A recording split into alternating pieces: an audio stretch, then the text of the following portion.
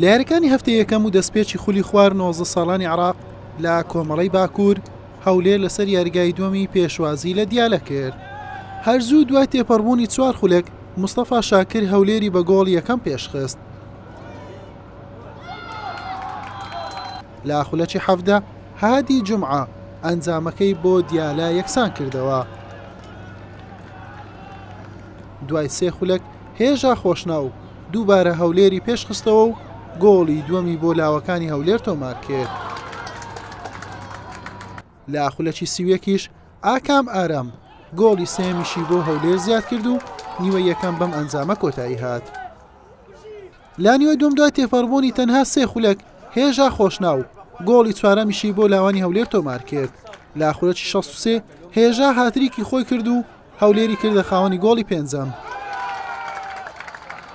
لە خولەکی 69 پەیوەند خالید ئەنجامەکەی گەورەتر کرد و گۆڵی شەشەمی بۆ تیپی لاوانی هەولێر تۆمار کرد. لە خولەکی 80 هێژا خۆشناو کۆتایی بە کەرنەڤاڵی گۆڵ تۆمارکردن هێنا و سوپەر هاتریکی خۆی تۆمار کرد.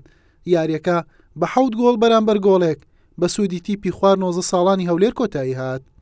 ئەوڕۆتوانیمان سەرکەوتنێکی گەورە بەدەستبێنین ئەلحەمدوللا و شکر پاشەوەی نادی یەک دوو دۆڕانی هەبوو ئینشاءالله ئەمە قەرەبوومان لێکردنەوە ئینشاءالله هەموو لایەک بە باشی دەگەڕینەوە و زۆر سپاسی ئەندامانی ڕاهێنەر و ئەندامانی نادی دەکەین زۆر سپاسیان دەکەین هەمویان لەگەرمەمان دینە ئینشاءالله لە گەمەکانی داهاتوش بە نەفسی ڕتم بە هەمان شێوە دەگەڕینەوە و بەردەوام دەبینە سەرکەوتن. الحەمدوللا سێ خاڵ یاریەکەمان بەستنا سێ خاڵ یاریەکە بۆ ئێمە زۆر گرنگ بوو چونکە هەمیشە یەکەم یاری خوڵ یاریەکی زەحمەتە بەڵام الحەمدوللا ئێمە توانمان هەلەکە قۆزینەوە و بە ئەنجامێکی گەورە براوە بین ئینشاڵڵا لە یاریەکانی داهاتوو لەسەر ڕێچکەی سەرکەوتن بەردەوام دەبین و ئامانجی ئێمە ئینشاڵڵا ئەوسا لە خولەکە گەورەیە.